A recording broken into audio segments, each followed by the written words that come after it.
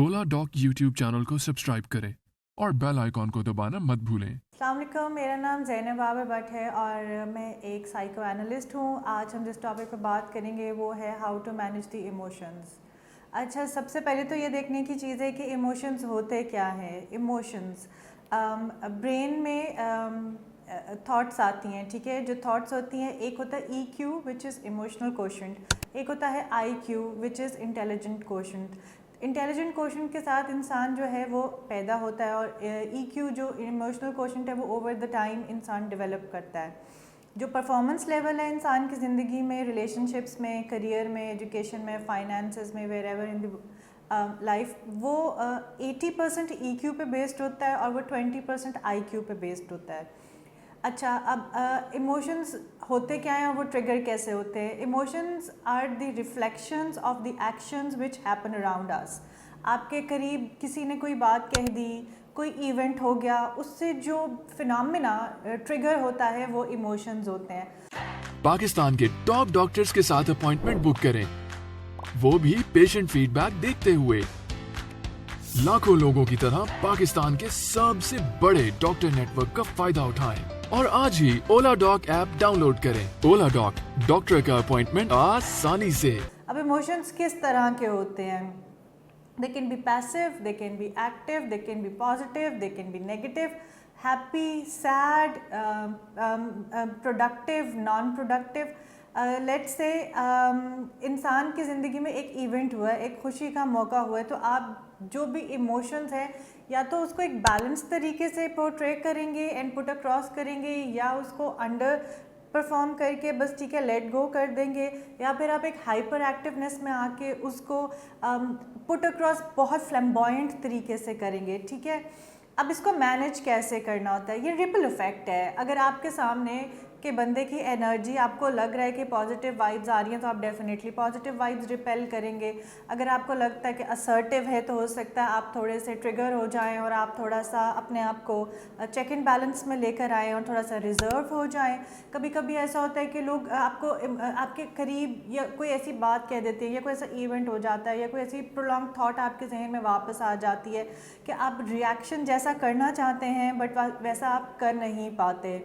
इन सारी चीज़ों को मैनेज कैसे करना है? सबसे पहले तो प्रेस एंड पॉज की टेक्निक होती है कि कुछ भी कहने से पहले, कुछ भी रिएक्ट करने से पहले आप take a deep breath and think about it. Just take a nano second and think, मैं ये कहने करने जा रहा हूँ, इसका क्या इफ़ेक्ट हो सकता है, क्या इसको कहने करने की ज़रूरत भी है या नहीं है। सेकेंड टेक्निक होती है 5 सेंसेस टेक्निक। अपने करीब कोई चीज़ देख लें, अपने आप को डिस्ट्रैक्ट करें, कोई सेंस स्मेल कर लें, ठीक है, या कोई चीज़ टच कर लें, या कोई चीज़ कह दें, या कोई चीज़ फील कर लें।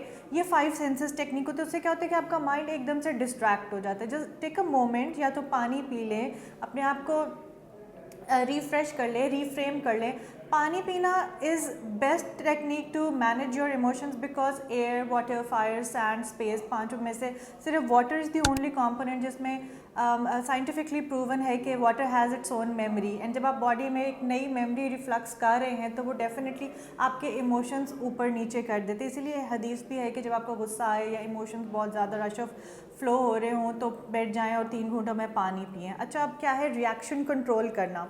Every action has a reaction, ठीक है।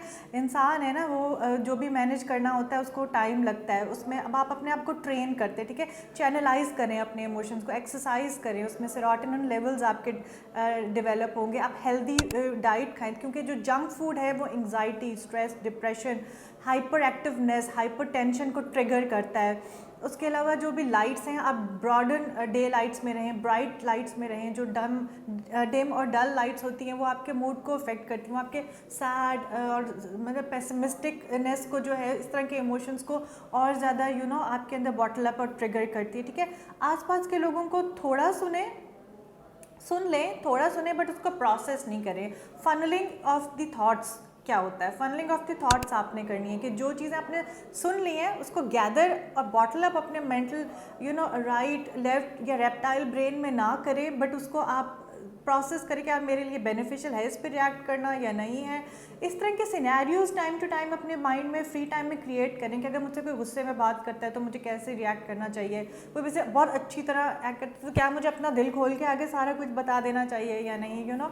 थोड़ा सा अपने अंदर पॉइज रिजर्वनेस लेके आना चाहिए। उसके अलावा डिज़ायर एंड डिस्पेयर क्या होता है, अगर आप इमोशनली वनरेबल हो रहे हैं, आपके पास कोई बात करने को नहीं, आपको एकदम से कोई वेंट आउट करने को बंदा मिल गया है, ऐसे नहीं कि आप सारा कुछ शेयर कर ले और बाद में हो सकता है वो आपके लिए you know negative thoughts create करके आपको मैनिपुलेट करें या आपके अगेंस्ट यूज़ करें। यू नो आजकल तो स्क्रीनशॉट्स का, वॉइस रिकॉर्डिंग्स का ज़माना है। से लेस, से limited, react less, react limited, so that आपको कोई बाद में यू नो मैनिपुलेट करियर में, रिलेशनशिप्स में ऐसे ना कर सके।